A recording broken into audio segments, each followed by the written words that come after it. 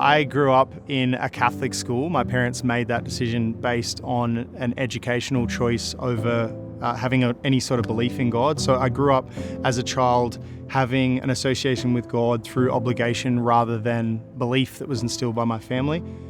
I wasn't one for authority. I was a bit of a rebel, so things started to escalate over time. I found myself in trouble, ended up getting kicked out of school. That turned out to be problems at home. I got kicked out on the streets when I was young. My parents tried their best, but it didn't work out. Being on the streets, I turned to drugs, alcohol, things to try and self-medicate. That ended up causing more problems in my life, made me aggressive, made me violent. These snowballed into starting to live a life that was associated with crime, and as a result, I ended up finding myself in prison.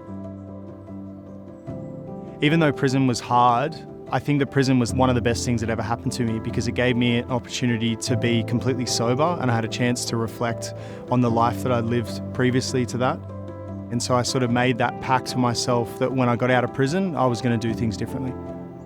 So once I got released and I was on the outside, I thought, well, how am I going to make my life better? And for me, that was starting to move in a direction of self-development, and that ultimately gravitated me towards the New Age movement, spiritual pluralism, picking and choosing what I wanted to adopt in my life. This was like yoga, meditation, psychedelics, anything that I could find that was going to better my position.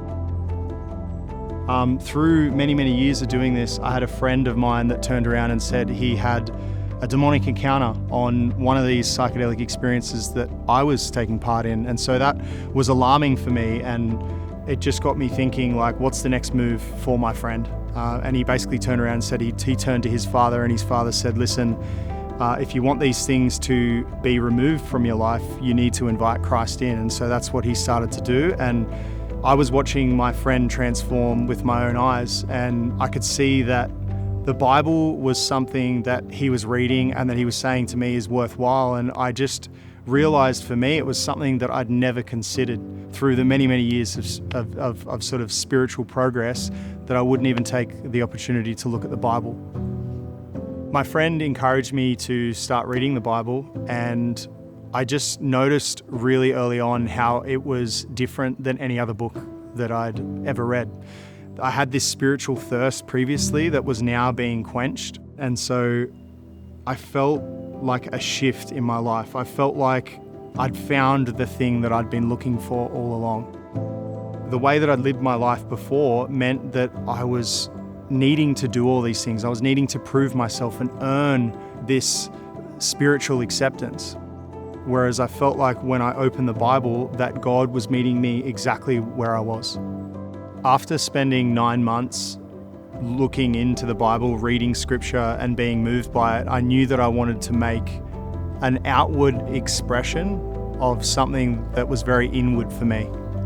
And so I made a decision to be baptized.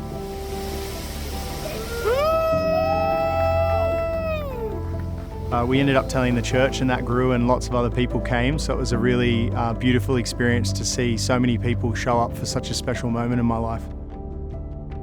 Since finding God, I can see the dramatic ways in which my life has changed. I can see my reshuffling of priorities in my life, a focus that moves away from myself and towards others. Authority was always something that I had a problem with in my life, and I realized that my problem was submitting to something. My problem was listening to something other than myself and me not being that authority. And through my journey with the Bible, I realized submitting myself to God has actually meant that I've found myself. It hasn't been something that has been loss. It's been a total gain in my life. Nowadays, I run my own business, painting custom street art murals for homes and businesses. And in a way, it actually relates almost to what the Bible's done in my life, because we take spaces that are dead and lifeless and we invigorate them and inject beauty into them. So if there was a final message that I was going to leave in my testimony, it would be one of Christ is absolutely worth pursuing. And once you understand the gold that you have in your hands, you'll realize that there is no other thing that is more worthwhile, of your attention and time than your belief in a true living God.